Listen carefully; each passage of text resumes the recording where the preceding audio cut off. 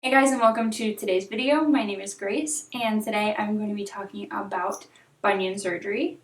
I had bunion surgery, two of them, one in 2014, late November, and then also late November of 2017. For time reference, when I'm filming this, it is August of 2021. And the specific surgery I have, I'm going to put on the screen because I can't really pronounce it, but it's a bunion with wedge osteotomy or something like that. In this video specifically, I'm going to be talking about the recovery process if you were to be alone.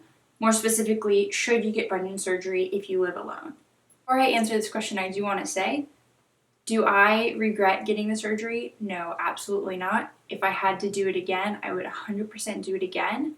But when I was recovering, I had my parents here to help me. In this video, I'm going to be talking about the recovery from the perspective of someone who doesn't have their parents or family member to help them, kind of what it would be like, what the difficulties would be in that recovery.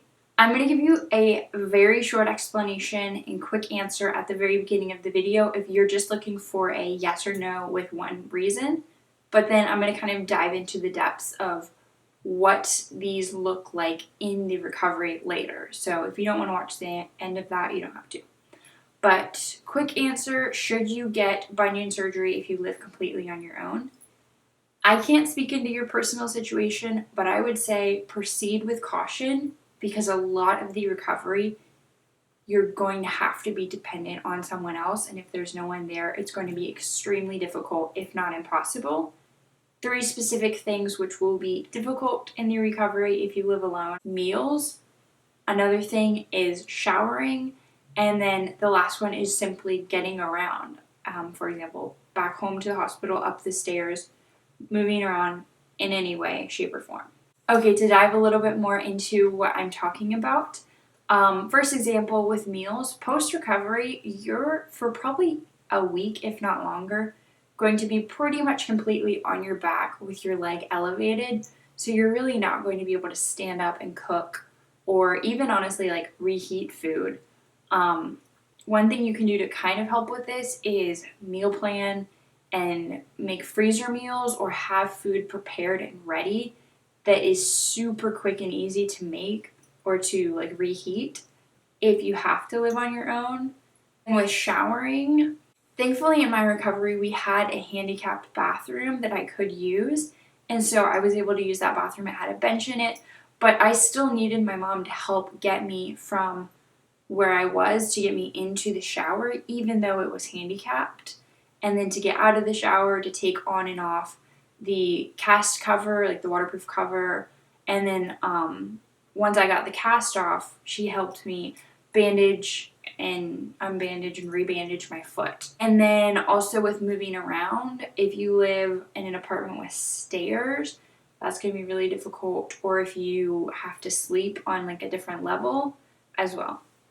So the best tip I can give for you is if you have a family member that's willing to come stay with you for, I would say at least a week post-recovery, ask them. Don't feel like a burden because the surgery, for me at least, was 100% worth it.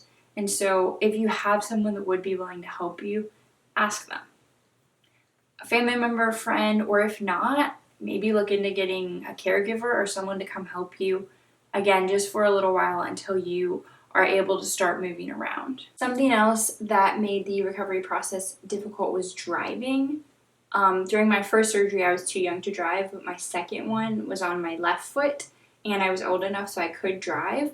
However, driving for a long period of time was difficult because I had to keep my foot elevated, and so I couldn't drive until, a month or two post-surgery. I don't remember exactly how long, but I had to have my mom or dad drive, and I would sit in the back with my leg elevated because putting it down just doesn't work. So long story short, if you're getting bunion surgery and you live alone, try and find someone to come help you out. But I think ultimately the surgeries in itself are a case-by-case basis because everyone's bunions are different. Everyone's recovery is different. Surgeon is different too, and situation as well. So I really can't tell you, yes, you should get it, no, you shouldn't. but these are just some areas that might be difficult for you if you live alone and are getting bunion surgery. If you want to see more videos on bunion surgery, I have a playlist which I will link in the description box down below or try and put up here.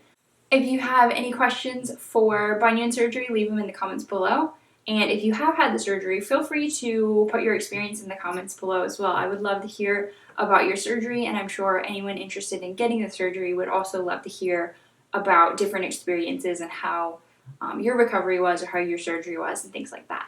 Thank you guys so much for watching. I hope you liked this video. If you did, give it a thumbs up, subscribe down below for more videos, and I will see you guys soon. Bye! Good luck with your bunion surgery.